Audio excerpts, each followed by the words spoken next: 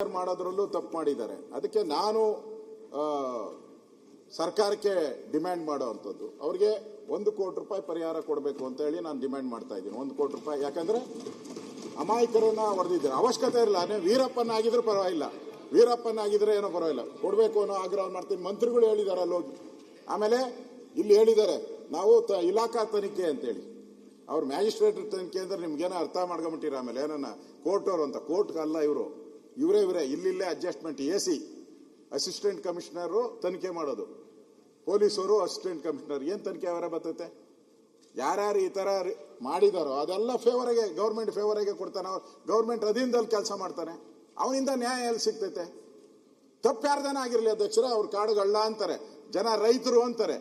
ಸತ್ಯ ಯಾರಿಗೂ ಹೊರಗಡೆ ಬರ್ಬೇಕಲ್ಲ. ಮುಂದೆ ಈ ತರದ ಘಟನೆ ಆಗ್ಬಾರ್ದಲ್ಲ. ಹೊಸದಾಗಿ ಮಂತ್ರಿಮಂಡಲ ಬಂದಿದೆ, ಬಂದ ತಕ್ಷಣ 3 ಜನ ಎನ್ಕೌಂಟರ್ ಅಂತ ಹೇಳಿದ್ರೆ ಈ ಸರ್ಕಾರ ಏನ್ ತಿಳ್ತಾರೆ? ಎನ್ಕೌಂಟರ್ ಸರ್ಕಾರ ಅಂತ ತಿಳ್ಕೊಂಡ್ಬಿಡ್ತಾರೆ. ಬರೀ ಎನ್ಕೌಂಟರ್ಗಳ ಮೇಲೆನೆ ಸರ್ಕಾರ ನಡೀತೈತೆ. ಹಾಗಾದ್ರೆ ಅದರಿಂದ ಅಧ್ಯಕ್ಷ ಇದನ್ನ ನ್ಯಾಯಾಂಗ ತನಿಖೆಗೆ ಒಪ್ಪಿಸ್ಬೇಕು. 1 ಕೋಟಿ ಪರಿಹಾರ ಕೊಡಬೇಕು, ನ್ಯಾಯಾಂಗ ತನಿಖೆ ಕೊಡಬೇಕು. ಇದನ್ನ ನಾವು ಡಿಮ್ಯಾಂಡ್ ಮಾಡ್ತಾ ಇದ್ದೀರಿ. ಮತ್ತೆ ನೈತಿಕ ಹೊಣೆ ಹೊರಬೇಕು. ನಮ್ಮ ರಾಮಲಿಂಗಾರೆಡ್ಡಿ ಅವರು ಹೊಸದಾಗಿ ಬಂದಿದ್ದಾರೆ, ನೈತಿಕ ಹೊಣೆ ಹೊತ್ತು ರಾಜೀನಾಮೆ ಕೊಡಬೇಕು ಅಂತೇಳಿ ಆಗ್ರಹವನ್ನ ಮಾಡ್ತಾ ಇದ್ದೀನಿ ಅಧ್ಯಕ್ಷ. ಸನ್ಮಾನ್ಯ ಅಧ್ಯಕ್ಷರೇ, 1 ನಿಮಿಷ. ಏನು ಆಂಟೋನಿ ಸ್ವಾಮಿ ಅಂತಕ್ಕಂಥವ್ರು ಮತ್ತೆ 4 ಜನ ಒಟ್ಟಿಗೆ ಕಾಡಿಗೆ ಹೋದ್ರಲ್ಲ, 14. ಸುರೇಶ್ ಬಾಬು ಅವರು ಏನೋ ಅವರು ಫೋನ್ ಮಾಡಿ ಹೇಳ್ತಾರೆ ಕಾಡಲ್ಲಿ ಹಸು ಹೋಗ್ಬಿಟ್ಟಿತ್ತು ಅಂತ. ಅಡಿಗೆ ಸಾಮಾನು ತಗೊಂಡು ಹೋಗ್ತಾರೆ ಯಾರಾದ್ರು? ಅಡಿಗೆ ಸಾಮಾನು ತಗೊಂಡು ಹೋಗ್ತಾರ?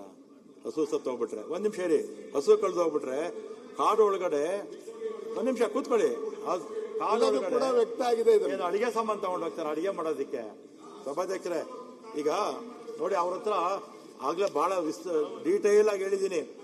ಅವ್ರ ಹತ್ರ ಎಷ್ಟೆಷ್ಟು ಬುಲೆಟ್ಸ್ ಇತ್ತು, ಚಾಕುಗಳಿತ್ತು, ಮಚ್ಚುಗಳಿತ್ತು, ಅವ್ರು ಏನೇನು ಸಾಮಾನು ತಗೊಂಡೋಗಿದ್ದಾರೆ ಅಂತ ಅದರಲ್ಲಿ ಎಲ್ಲ ಇದೆ ನೋಡಿ.